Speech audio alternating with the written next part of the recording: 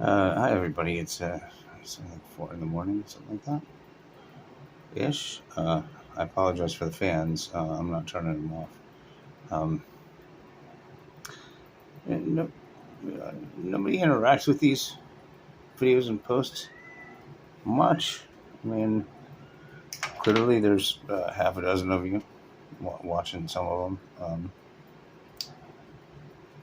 them. Thank you. I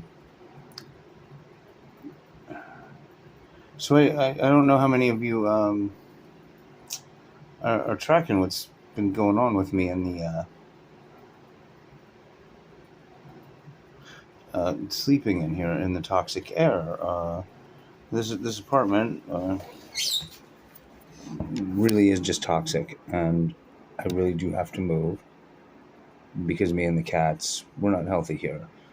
One of the things that's been going on now, I posted a video earlier called "Moment of Weakness," I think, and part of the reason I posted it was as an example of what's been going on with me at night.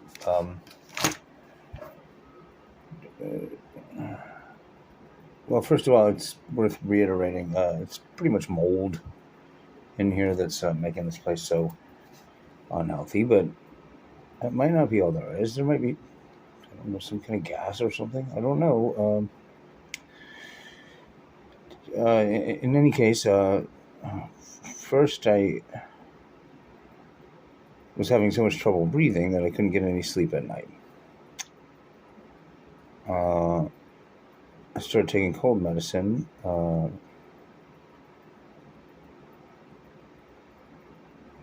And in the last couple of nights, I figured out that this problem I'm about to describe has been going on. It's not any of those things. It has to do with the toxicity in the air.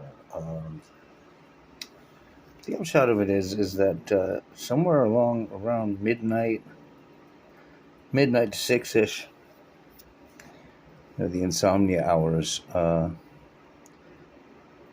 my sense of time and placement becomes completely unhinged in sort of a, I don't know, ketamine buzz kind of way. I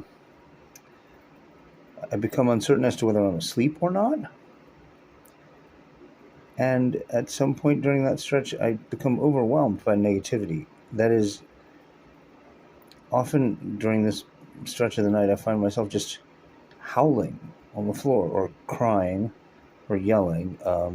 Like I said, I posted a video earlier as an example of this because it's just, on the worst days, it carries over into the morning hours, the early morning.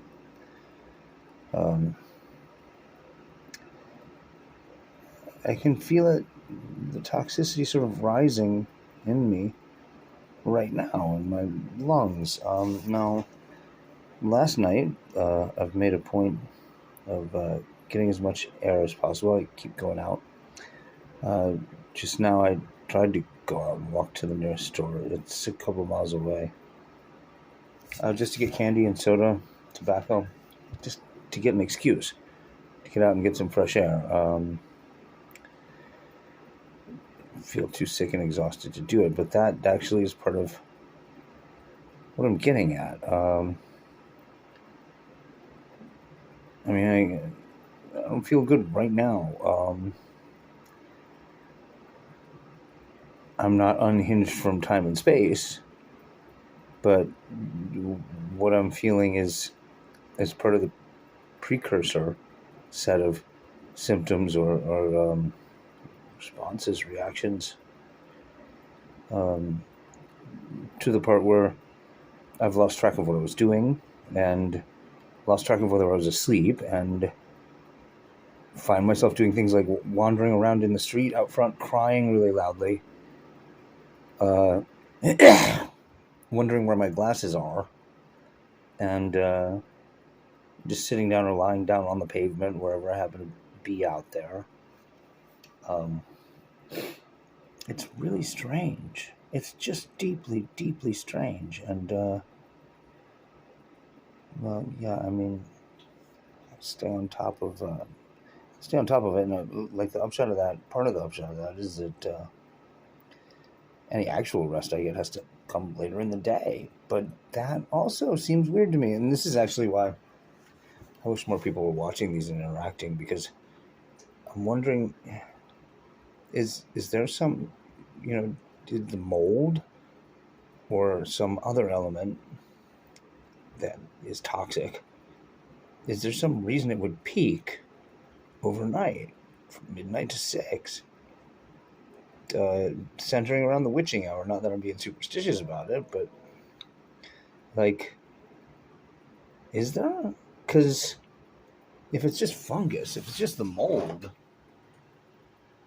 I mean, I don't really know much, if anything, about these things, but the idea that the mold somehow peaks at like 2, 3 in the morning and is crazy making, makes you extra sick during that stretch. That's not that weird. I mean, I don't know anything about the science of matters like that. But that would not be that weird, I'm pretty sure. Certainly, the inverse has been true. This business where to catch up on a little bit of sleep, it's got to happen after noon. It's got to happen lunchtime, that time of day. And that has also fucked me up a good deal more often than not most days lately. Anyway, yeah, maybe if you see this video much later, somebody will come along who can explain this to me. Mainly, I just got to get out of here and get the cats out of here. This place is not right. And this business, it keeps doing this thing where it's like, no, it's not like there's something supernatural going on, but this weird intersective space between the supernatural, the paranormal, and some kind of weird malaise of mental and physical health issues that tends to fuel Edwardian era classic ghost stories. Is it mental illness or is it the house? What is in the yellow wallpaper? This is like that. Like, it's not. I don't live in a haunted place. There isn't a demon here. And yet there sort of is. It's creepy. It's very creepy.